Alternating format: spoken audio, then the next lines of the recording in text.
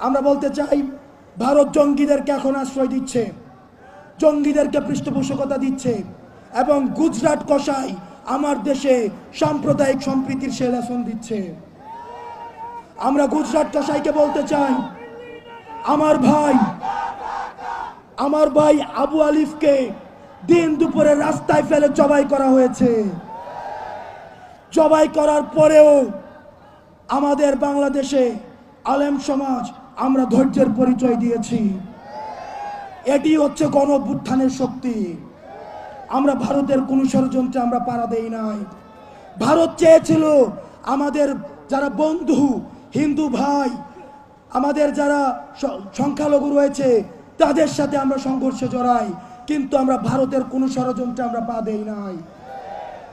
এই বাংলাদেশে সংখ্যালঘু তারাই যারা বাংলাদেশের বিপক্ষে।